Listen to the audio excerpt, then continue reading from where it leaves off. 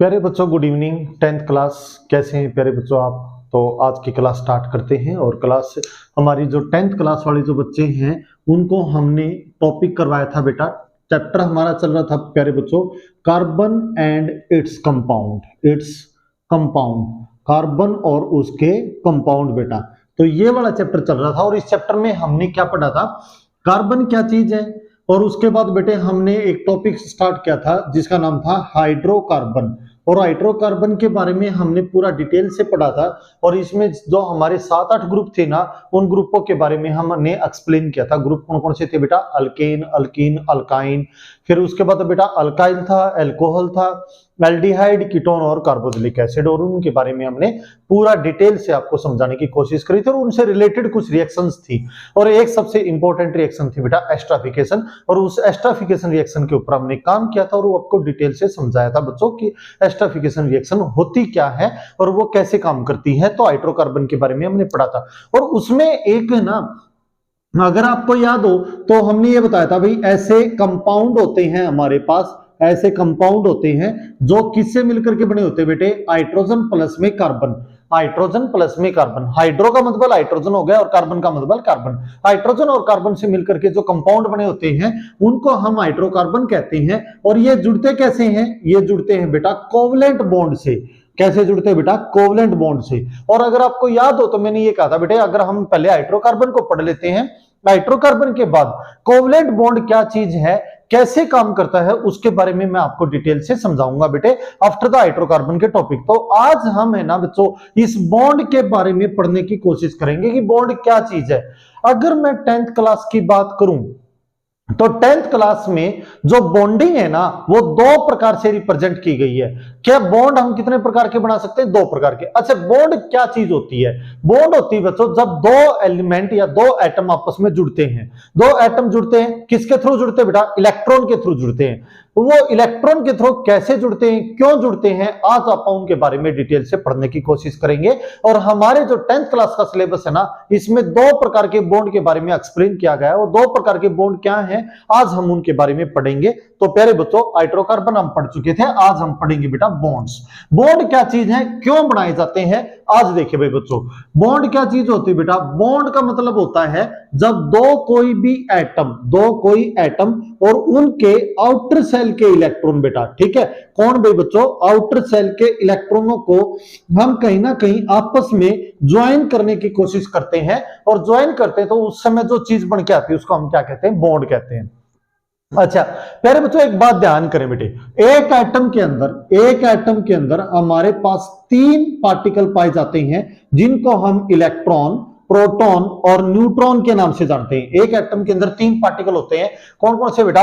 Electron, proton और neutron. बेटा जी कभी नहीं हम न्यूट्रॉन के ऊपर काम करते, कभी प्रोटॉन के ऊपर काम नहीं करते, हमेशा काम किसके ऊपर करते हैं? इलेक्ट्रॉन पर। इसका मतलब एटम पर जब काम किया जाता है तो एटम का मतलब उसके इलेक्ट्रॉन पर काम करते हैं। और इलेक्ट्रॉन भी कौन सा, इस बात पर ध्यान करें, इलेक्ट्रॉन भी कौन सा? ओनली आउटर सेल का इलेक्ट्रॉन। कौन सा बेटे? आउटर सेल का इलेक्ट्रॉन, आउटर सेल के इलेक्ट्रॉन पर काम करते हैं। अब ये क्या नई बीमारी आ गई? आउटर सेल का इलेक्ट्रॉन क्या चीज होती है, क्या समझते हैं बेटा उससे? वो देखो भाई बच्चों, सपोज करो आपने एक एग्जांपल ले लिया बेटे, आपने सोडियम ले लिया, ठीक है। सोडियम का एटॉमिक नंबर कौन सा है बेटे? 11 है। वैलेंसी क्या बनेगी भाई बच्चों? 2, 8, 1 और 1। आउटर सेल में क्या इलेक्ट्रॉन्स है बेटा? हमारे पास 1 इलेक्ट्रॉन्स है। बात समझ में आई बेटे? यानी कि अगर मैं इसको ये कहूं कि इसकी जर्नल वैलेंसी क्या बनी? 2, 8 और 1। इसका मतलब पहले सेल में 2 इलेक्ट्रॉन है, दूसरे सेल में 8 इलेक्ट्रॉन आए और तीसरे सेल में कितना आया? 1 इलेक्ट्रॉन आया। अब ये कहां से आते हैं? ये सारी डिटेल आज के लेक्चर में आपको देखने को मिलेगी। प्यारे बच्चों, जो ये इधर में आखिर में जो नंबर लिखा होता है ना, इसको बोलते हैं हम आउटर सेल, ठीक है। क्या बोलते हैं बेटा? Outer shell. और इससे पहले वाले जितने भी रहेंगे उनको बोलेंगे हम इनर सेल। क्या बोलेंगे भाई बच्चों? Inner cell. क्लियर हो गया बेटा? कभी नहीं हम इनर सेल के इलेक्ट्रॉन्स के ऊपर काम करते। क्यों? क्योंकि इनर सेल के इलेक्ट्रॉन पूरी तरीके से भरे होते हैं और जो भी सेल पूरी तरीके से भरा होगा ना तो वो इलेक्ट्रॉन छोड़ेगा और ना ही वो इलेक्ट्रॉन्स लेगा। बस समझ में बेटे, ना तो वो इलेक्ट्रॉन को छोड़ेगा और ना ही इलेक्ट्रॉन्स को लेगा। और जब कोई एटम इलेक्ट्रॉन को नहीं छोड़ता है या इलेक्ट्रॉन्स को नहीं लेता है तो वो किसी के साथ भी नहीं जुड़ता है। ऐसे एलिमेंटों को हम फुल्ली फिल्ड एलिमेंट कहते हैं। ऐसे एलिमेंटों को हम फुल्ली फिल्ड एलिमेंट कहते हैं और उनका एक नाम रखा गया है और उनके नाम का नाम क्या है बेटा, नोबल गैसेज। उनका नाम क्या है बच्चों हमारे पास है, उन एलिमेंटों का एक नाम दे दिया और उनको क्या बोलते हैं हम, नोबल गैसेज। क्या बोलते हैं भाई बच्चों, नोबल गैसेज। और नोबल गैसेज हमारे पास कौन कौन सी होती हैं, ये होती हैं helium, neon, argon, krypton, xenon. कौन होती है बेटा, He, helium, neon, argon, krypton और जीनॉन। अगर मैं इनके एटॉमिक नंबर की बात करूं तो इसका होता है बेटा 2, इसका होता है बच्चों 10, फिर बेटे 18 का जो 18 की जो टेबल है ना वो आप इसके ऊपर लगा दीजिए, 18 की टेबल। 18 की टेबल 18 1 जा 18, 18 2 जा 36 बेटा, 18 3 जा 54। यानी कि ये वो एलिमेंट्स है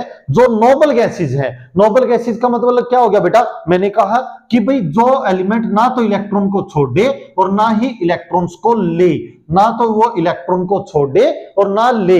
हमारे पास जो जर्नल वैलेंसी होती है ना बेटा, जर्नल वैलेंसी वो कौन कौन सी होती है बच्चों, पहले सेल में 2, फिर 8, फिर 8, फिर 18, 18 और 32 ये होती है बेटा। पहले सेल में मैक्सिमम कितने होंगे, 2 होंगे, दूसरे में कितने होंगे बेटा, 8 होंगे, तीसरे में 8 होंगे, उसके बाद 18, 18, 18 और 32। बात समझ में आई बच्चों। अब देखो भाई, अगर मैं हीलियम की बनाऊं तो पहले सेल में मैक्सिमम कितने आएंगे, 2 है तो 2 आ जाएंगे। अच्छा भाई 10 के लिए बनाएंगे तो पहले में आप कितने डाल दो, 2 डाल दो। अच्छा 10 में से 2 गए तो दूसरे में जो बच गए वो डाल दो बेटा। बात समझ में आई।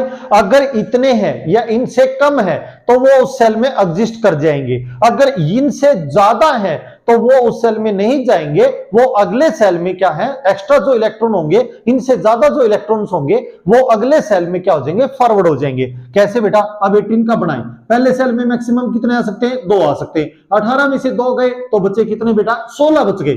अब दूसरे में कितने आ सकते हैं, 8 आ सकते हैं, दूसरे में मैक्सिमम 8 आ सकते हैं। तो 2 और 8 कितने हो गए, 10। 18 में से 10 निकल गए, कितने बच गए, कितने बच गए बेटा, 8 बच गए। तो तीसरे सेल में मैक्सिमम कितने आ गए, 8 आ गए। इसी प्रकार 36 का बेटा 2, 8, 8, 18 ये बन जाएंगे बेटे। इसका क्या बन जाएगा, 2, 8, 8, 18 और 18। क्लियर हो गया बच्चों। तो आप पॉइंट नोट करेंगे, इसके पहले सेल में कितने हैं, 2, पहले सेल में 2 आ सकते हैं, ठीक है। दूसरे सेल में कितने हैं, 8, दूसरे सेल में 8 होनी चाहिए, ठीक है। तीसरे सेल में कितने हैं, 8 है तो तीसरे सेल में 8 होनी चाहिए। चौथे सेल में 18, इसके 18 है। पांचवें सेल में 18, इसके भी 18 है। तो ये वो एलिमेंट हैं जिनके आउटर सेल पूरी तरीके से भरे हुए हैं, यानी कि क्या है बेटा, फुल्ली फिल्ड हैं। और फुल्ली फिल्ड जो होगा वो नो लॉस और नो गेन, ना तो इलेक्ट्रॉन छोड़ेगा और ना ही इलेक्ट्रॉन्स लेगा। और ऐसे एलिमेंटों को हम है ना एक नाम और देते हैं और उस नाम को कहते हैं बेटा chemical inert element. Chemical inert element यानी कि वो किसी के साथ भी रिएक्शन नहीं करते। केमिकल इनर्ट एलिमेंट वो किसी के साथ रिएक्ट नहीं करते। बात समझ में आई बेटे। अच्छा भाई, इन इस तरह की जो नेचर पाई जाती है ना वो किसकी होती है बेटा, वो होती है फुल्ली फिल्ड एलिमेंटों की। अब बाकी जितने एलिमेंट बच गए, बाकी जितने, देखो मैं सोडियम की बात कर रहा था, सोडियम का एटॉमिक नंबर है 11, वैलेंसी क्या बनेगी 2, 8 और 1। आउटर सेल में कितना है बेटा, 1 इलेक्ट्रॉन्स है। इसका मतलब आउटर सेल में तो क्या है, हमारे पास कमी है, उस कमी को ही हमने पूरा करना है, उस कमी को ही क्या करना है, पूरा करना है। और उस कमी को पूरा हम कैसे कर रहे हैं, इन चीजों को जो एक्सप्लेन करता है उसका नाम क्या होता है बेटा, बॉन्ड। क्या नाम होता है बच्चों, बॉन्ड। यानी कि बॉन्ड क्या होता है, आउटर सेल के इलेक्ट्रॉनों के ऊपर काम करना। उनके अंदर इलेक्ट्रॉन ज्यादा है तो निकाल दो, दूसरे एलिमेंट को दे दो जिसको जरूरत है, तो वो बॉन्ड बना दिया। या इलेक्ट्रॉनों को आपस में क्या कर दो, शेयर कर दो। अब इलेक्ट्रॉन कैसे निकलते हैं या शेयर कैसे होते हैं, आज के लेक्चर में हम पढ़ने का टारगेट है ये हमारा, और आज के लेक्चर में इन्हीं चीजों को हम समझेंगे।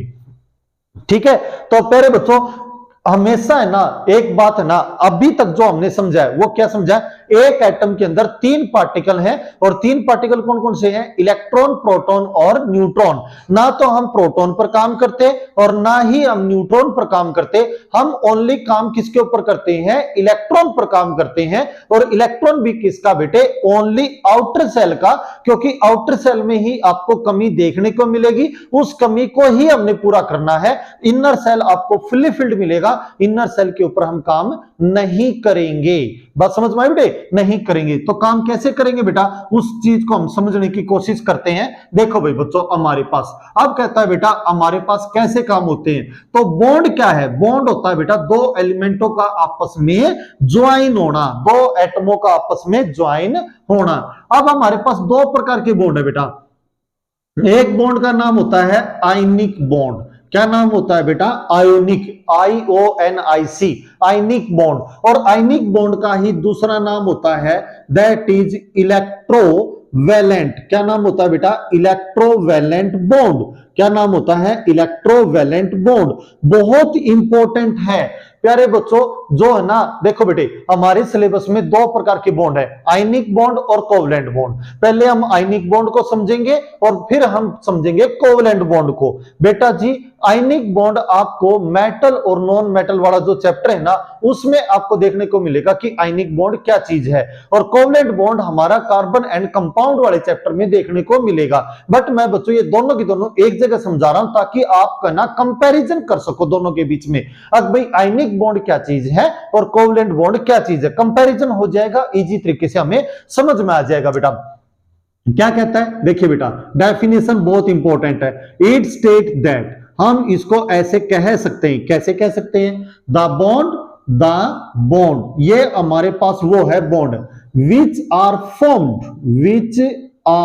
फॉर्म्ड, ये बॉन्ड वो है जो हमें प्राप्त हुआ है बाई कंप्लीटली ट्रांसफर। ठीक है बेटे, कंप्लीटली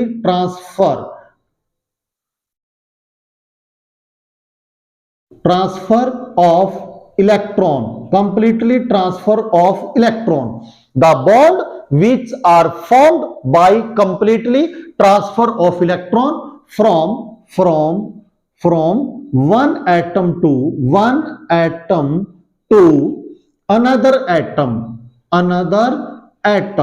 एक एटम से दूसरे एटम पर। देखिए बेटे क्या कहता है, the bond which are formed by completely transfer of electron from one atom to another atom, किस लिए टू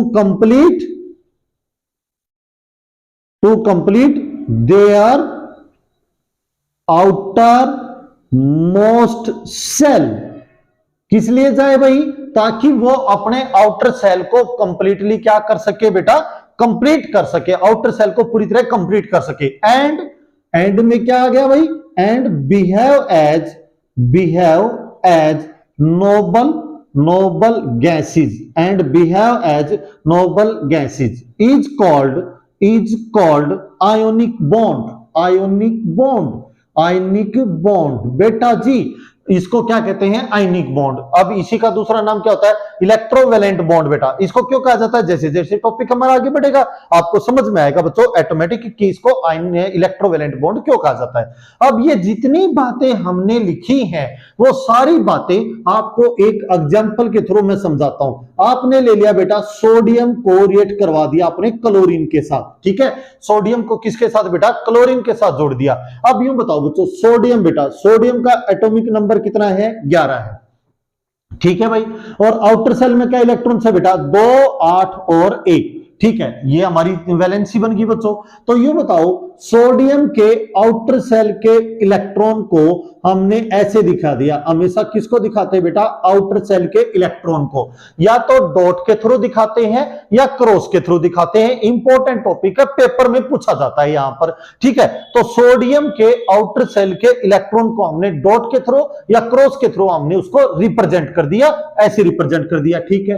क्लोरीन बेटा दूसरा एलिमेंट कौन था, क्लोरीन। क्लोरीन का एटॉमिक नंबर कितना है, 17, वैलेंसी 2, 8 और 7। आउटर में कितने बेटा 7। इसका मतलब क्लोरीन के आउटर में हमारे पास कितने हैं 7 हैं। ये देखिए भाई बच्चों, ये इसको हमने किससे दिखा दिया डॉट से। बेटा जी आप दोनों को डॉट से भी दिखा सकते हैं, दोनों को स्टार से भी दिखा सकते हैं। मैंने अलग अलग क्यों दिखाया, एक को स्टार से एक को डॉट से, ताकि मैं ना वेरी इजी तरीके से आपसे बता सकूं कि भाई एक एलिमेंट का इलेक्ट्रॉन, एक एटम का इलेक्ट्रॉन दूसरे पर जा रहा है तो आपको समझ आ जाएगा भाई कैसे जा रहा है। इसलिए दोनों को अलग अलग सिंबल से, बट आप अगर है ना दोनों को सेम सिंबल से भी दिखाना चाहें तो कोई प्रॉब्लम नहीं होती। अच्छा देखो भाई बच्चों, इसका क्या बन गया बेटे 2 8 और 7। ठीक है, आपने क्या किया, आपने क्या सोडियम का एक इलेक्ट्रॉन प्रॉपरली, सोडियम का एक इलेक्ट्रॉन पूरी तरीके से किसको दे दिया, क्लोरीन को, क्लोरीन को दे दिया। ठीक है भाई,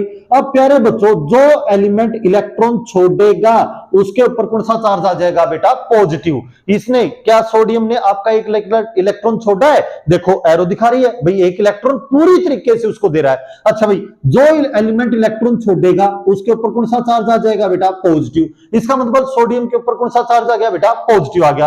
और क्लोरीन ने वो इलेक्ट्रॉन ले लिया, क्लोरीन ने वो इलेक्ट्रॉन ले लिया। अब ये इलेक्ट्रॉन देखो बेटे, क्लोरीन के पहले पहले कितने थे बेटे, 7 थे, और एक इलेक्ट्रॉन किसका आ गया बेटा, सोडियम का। और जो एलिमेंट, जो एटम इलेक्ट्रॉन को गेन करेगा उसके ऊपर कौन सा चार्ज आ जाएगा, नेगेटिव, और जो छोड़ेगा उसके ऊपर क्या आ जाएगा, पॉजिटिव। ठीक है, सोडियम की वैलेंसी क्या थी, 2 8 1, आउटर में कितने थे, 1 थे, इसने 1 छोड़ दिया, अब कितने बच गए, 2 और 8 बच गए, 2 और 8 हमने लिख दिए। अब क्लोरीन पर कितने थे बेटे, 2 8 7 उसके पास पहले थे, और अगर एक इलेक्ट्रॉन और आ गया तो अब उसकी वैलेंसी क्या बन गई, 2 8 और 8। ठीक है, अब एक बात बताओ बच्चों, आप इसको काउंट करो, 2 और 8 कितने हो गए बेटा, 10 हो गए, और 10 हमारे पास किस में पाया जाता है बेटा, नियोन में। और नियोन अभी अभी हम पढ़ रहे थे, नियोन कौन है, नियोन हमारे पास कौन है, नोबल गैसेज है, नोबल गैसेज। ध्यान करो बेटा, थोड़ी देर पहले मैं आपको बता रहा था नियोन कौन है, नोबल गैसेज। तो क्या सोडियम ने एक इलेक्ट्रॉन छोड़ दिया, उसके पास टोटल नंबर ऑफ इलेक्ट्रॉन कितने बच गए, 10 बच गए, और उसका जो बिहेवियर है वो किसकी तरह आ गया बेटा, नियोन की तरह आ गया। ठीक है, अब इसको देखो भाई, क्लोरीन, क्लोरीन के पास कितने हो गए बेटा, टोटल इलेक्ट्रॉन हो गए 18। अगर 18 इलेक्ट्रॉन हो गए तो अब इसका बिहेवियर किसकी तरह आ गया बेटा, आर्गन एलिमेंट की तरह आ गया। आर्गन 18 किस में पाए जाते हैं, आर्गन में। और आप ध्यान करें, आर्गन, आर्गन भी कौन था, अभी अभी कर रहे थे ना हम, क्या बेटा, हीलियम, नियोन, आर्गन, क्रिप्टॉन और जीनोन। और ये सारी कौन होती है बेटा, नोबल गैसेज होती हैं। कौन होती है बच्चों, अपने पास ही नोबल गैसेज होती है बेटा, नोबल गैसेज। ठीक है, ये देखो बेटा, नियोन, नियोन आ रहा है क्या, इसका मतलब सोडियम का जो बिहेवियर है ना वो किसकी तरह आ गया बेटा, नियोन की तरह आ गया। और जो क्लोरीन का बिहेवियर है वो किसकी तरह आ गया, आर्गन की तरह। यानी कि इस स्टेज में अगर कोई भी ना एटम इलेक्ट्रॉन छोड़ने के बाद अगर उसकी कंडीशन नोबल गैसेज की तरह आ जाती है, इसका मतलब वो they are more and more stability explain, वो एटम है ना मोर एंड मोर स्टेबिलिटी को एक्सप्लेन करेंगे, इससे ज्यादा उसके अंदर कोई भी चेंजेस नहीं आएंगे अगर ये उसकी कंडीशन बन जाती है तो। बात समझ में आई। अब देखो बेटे, द बॉन्ड, ये वो बॉन्ड है विच आर फॉर्म्ड, जो हमें प्राप्त हुए हैं by completely transfer of electron. Sodium ने पूरी तरीके से इलेक्ट्रॉन दे दिया भाई, कहां पर बेटा, वन एटम से अनदर एटम, एक एटम से दूसरे एटम तक उसने प्रॉपरली इलेक्ट्रॉन को दे दिया। ठीक है, किस लिए, to complete their outermost shell, ताकि अपने आउटर मोस्ट सेल को वो क्या कर सके, कंप्लीट कर सके, and behave as a noble gases, और वो किसकी तरह बिहेव करे, नोबल गैसेज। देखो बेटा, आपके सामने कर रहा है ना ये बिहेवियर बेटा। देखो पहली बात तो ये आउटर सेल में कमी नहीं रही, जो जर्नल वैलेंसी थी उसको ओबे करने लगा, कंप्लीट हो गया आउटर सेल। और उसके बाद जब वो ओबे करने लगा तो उसकी जो टोटल वैलेंसी हमने देखी वो कहीं ना कहीं नोबल गैसेज एलिमेंटों के साथ मैच कर रही थी, इसलिए हमने नोबल गैसेज के साथ उसका क्या कर दिया, कंपैरिजन कर दिया। अब बात यह आती है कि इसको आयनिक बॉन्ड ही नाम क्यों दिया गया, आयनिक बॉन्ड बेटा। अब उसको समझते हैं प्यारे बच्चों, आयनिक बॉन्ड ही नाम क्यों दिया गया। देखिए भाई प्यारे बच्चों, एक बात सुनो बेटा, आयनिक बॉन्ड के अंदर, आयनिक देखो बॉन्ड का मतलब होता है जुड़ना, तो अब इस कंडीशन पर सोडियम है ना एक इलेक्ट्रॉन अगर दे रहा है तो एक बॉन्ड उसके बीच में दिखा देंगे। बात समझ में आई बेटा? सोडियम और क्लोरीन के बीच में कितने बॉन्ड बनेंगे? एक। अगर एक इलेक्ट्रॉन दे रहा है तो एक बॉन्ड बना रहा है, दो इलेक्ट्रॉन दे रहा है तो दो बॉन्ड बना रहा है, तीन इलेक्ट्रॉन दे रहा है तो वो तीन बॉन्ड बना रहा है। बात समझ में आई बेटा? जितना इलेक्ट्रॉन वो ट्रांसफर करेगा उतना ही वो बॉन्ड को क्रिएट करता जाएगा। ठीक है भाई, इसका मतलब सोडियम में और क्लोरीन में हमारे पास कितना बॉन्ड बन गया बेटा? अपने पास एक बॉन्ड बन गया। और हमने अभी तक क्या देख लिया? सोडियम के ऊपर पॉजिटिव चार्ज और इसके ऊपर क्या हो गया बेटा? Negative charge. प्यारे बच्चों, अगर बॉन्ड बनाते समय, बॉन्ड जैसे अब ये बॉन्ड बना रहा है, ये बॉन्ड बना रहा है, अगर बॉन्ड बनाते समय आपको चार्ज के बारे में पता चले, किसके बारे में बेटा? चार्ज के बारे में। अब जो दो एलिमेंट आपस में जुड़ रहे हैं उनमें से कौन सा वो एलिमेंट है जो पॉजिटिव चार्ज कैरी कर रहा है या कौन सा एलिमेंट है जो नेगेटिव चार्ज कैरी कर रहा है, अगर आपको चार्ज का पता चले, इसका मतलब बेटे कोई भी एटम या एलिमेंट चार्ज एक्सप्लेन करता है तो वो किसको एक्सप्लेन कर रहा है बेटा? आयंस को। किसको एक्सप्लेन कर रहा है? आयंस को, यानी कि चार्ज बता रहा है। और आयन शब्द से ही क्या बना है? Ionic bond. बात समझ में आई? यानी कि अगर हमें किसी भी एटम के ऊपर चार्ज के होने का पता चले, भाई इलेक्ट्रॉन छोड़ रहा है तो चार्ज कितना बना रहा है, इलेक्ट्रॉन ले रहा है तो चार्ज कितना बना रहा है, अगर चार्ज का पता चले तो वो किसको एक्सप्लेन कर रहा है बेटा? आयनिक बॉन्ड को एक्सप्लेन कर रहा है। ठीक है भाई, यहां तक बात समझ में आई? Ionic bond. अब बच्चों बात यह आती है, जो भी एलिमेंट इलेक्ट्रॉन को छोड़ते हैं, जो एलिमेंट इलेक्ट्रॉन को छोड़ते हैं, इलेक्ट्रॉन का लॉस करते हैं, जो भी एलिमेंट अपने पास, एलिमेंट बेटा एलिमेंट, अगर वो इलेक्ट्रॉन का क्या करते हैं? लॉस, तो वो को क्या बनाते हैं बेटा? मेटल। क्या बनाते हैं बच्चों? उन एलिमेंटों को हम क्या कहते हैं? मेटल। जो एलिमेंट इलेक्ट्रॉन छोड़ते हैं वो क्या कहलाते हैं? मेटल कहलाते हैं। और जो एलिमेंट इलेक्ट्रॉन को गेन करते हैं वो अपने पास क्या बन जाते हैं बेटा? Non metal. क्या बन जाते हैं बच्चों? Non metal. इसका मतलब बेटे एलिमेंट जो है ना, एलिमेंट वो दो प्रकार के कैरेक्टर में एग्जिस्ट करता है, मेटल में और नॉन मेटल में बेटा, मेटल में और नॉन मेटल में। यानी कि क्या हो गया बेटा? जो एलिमेंट इलेक्ट्रॉन छोड़ेगा वो पॉजिटिव चार्ज बनाएगा, पॉजिटिव चार्ज बनाएगा तो वो मेटल है। जो एलिमेंट इलेक्ट्रॉन को गेन करेगा वो क्या बनाएगा? Negative charge. और नेगेटिव चार्ज है तो वो किसको गेन करेगा बेटा? वो किसको शो करेगा? नॉन मेटल को। हमारे पास तो दोनों सिचुएशन बनी हुई है। कौन सी? इलेक्ट्रॉन छोड़ रहा है तो पॉजिटिव चार्ज। इसका मतलब बेटा अगर ये पॉजिटिव चार्ज बना रहा है, सोडियम पॉजिटिव बना रहा है, क्लोरीन नेगेटिव बना रहा है, अगर ये पॉजिटिव चार्ज है तो ये कौन है बच्चों? ये मेटल है। और जो नेगेटिव चार्ज बना रहा है तो ये अपने पास कौन है बेटा? नॉन मेटल है। इसका मतलब ये जो बॉन्ड बनेंगे ये किसके बीच में बनेंगे? मेटल और नॉन मेटल के बीच में बनेंगे। किसके बीच में बेटा? मेटल और नॉन मेटल के बीच में। बेटा जी एक बार यहां तक स्क्रीनशॉट लें, मुझे स्पेस की जरूरत है, मैं ये साफ करके बेटा इन चीजों को और अच्छे से एक्सप्लेन करूंगा बेटा। यहां तक आप करें एक बार।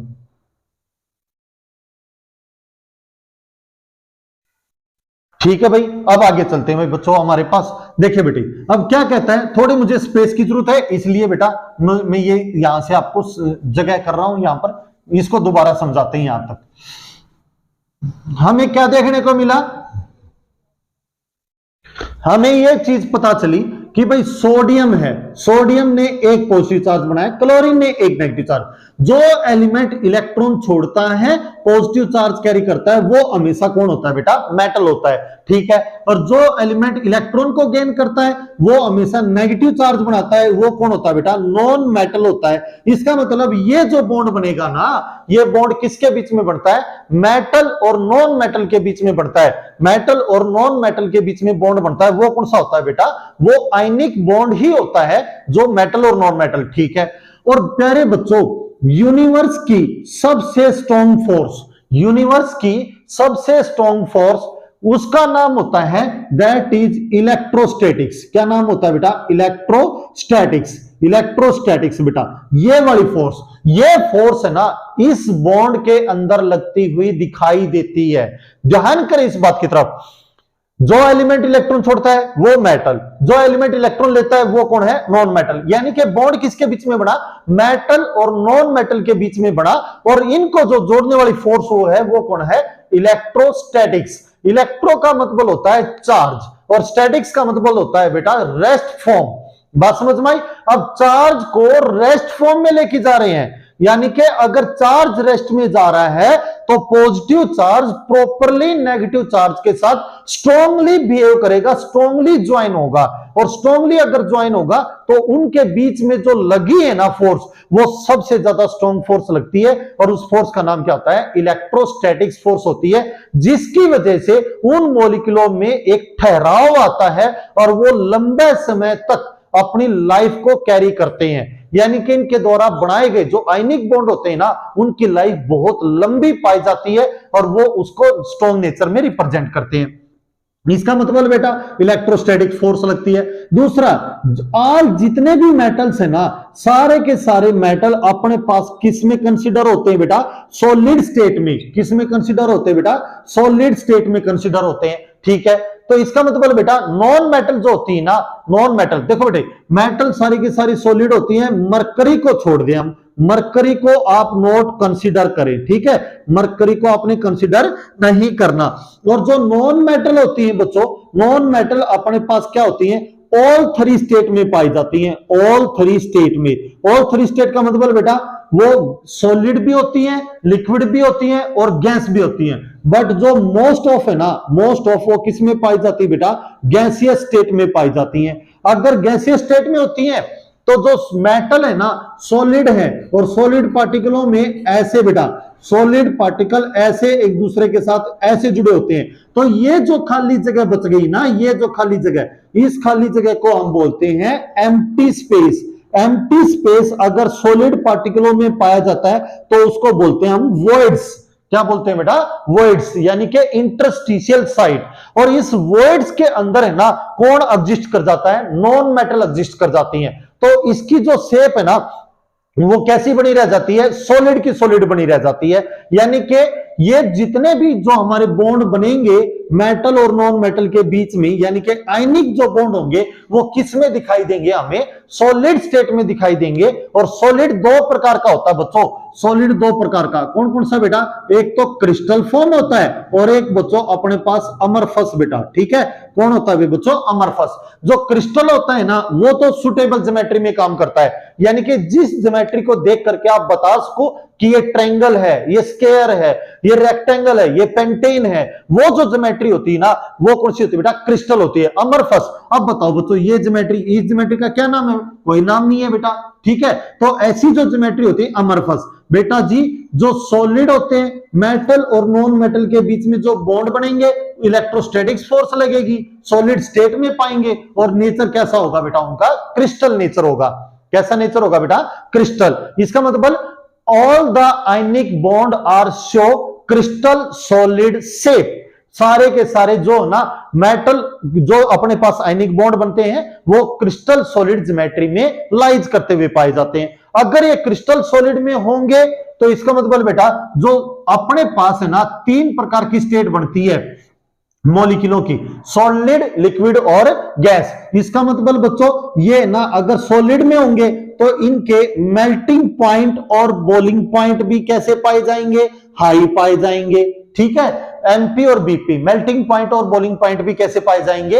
हाई पाए जाएंगे। इसके बाद कहता है बच्चों इनकी जो डेंसिटी होती है ना, डेंसिटी भी कैसी पाई जाएगी? ज्यादा पाई जाएगी। इनके अंदर है ना बच्चों हाईली रिएक्टिव होंगे, ये हाईली क्या होंगे? रिएक्टिव होंगे। हाईली रिएक्टिव क्यों होंगे बेटा? क्योंकि बच्चों इनके अंदर है ना जो मोमेंटम बढ़ता है इलेक्ट्रॉन को लूज करते समय, चार्ज कैरी करते मेटल है, गुड कंडक्टर ऑफ इलेक्ट्रिसिटी। ठीक है, good conductor of heat and electricity, और उसी की वजह से इनकी रिएक्टिविटी कैरी होती है, तो ये हाईली रिएक्टिव होते हैं। बात समझ में आई बच्चों? देखो कितनी प्रॉपर्टी होगी।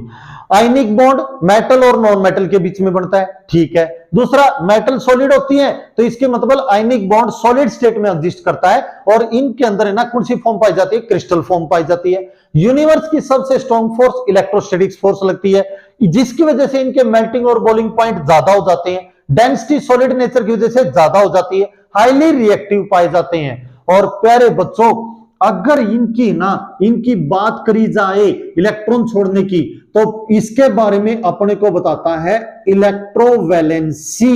कौन बताता है? इलेक्ट्रोवैलेंसी, यानी कि किसने कितने इलेक्ट्रॉन छोड़े और किसने कितने इलेक्ट्रॉन लिए। यानी कि मैं ये कहूं कि भाई डोनर एटम की वैलेंसी कितनी है, वो है 1 इलेक्ट्रॉन की, और एक्सेप्टर एटम की कितनी है? एक्सेप्टर की है 1 इलेक्ट्रॉन की। यानी कि सोडियम 1 इलेक्ट्रॉन छोड़ रहा है तो डोनर एटम क्या है? 1 इलेक्ट्रॉन पर काम कर रहा है। एक्सेप्टर बेटा लेने वाले की कितनी कैपेबिलिटी है? 2 की है, तो वो सॉरी लेने वाली क्लोरीन की कितने की है? 1 की, तो वो क्या है? 1 इलेक्ट्रॉन पर काम कर रहा है। इसका मतलब इलेक्ट्रोवैलेंसी कहां पर चल रही है? 1 इलेक्ट्रॉन पर।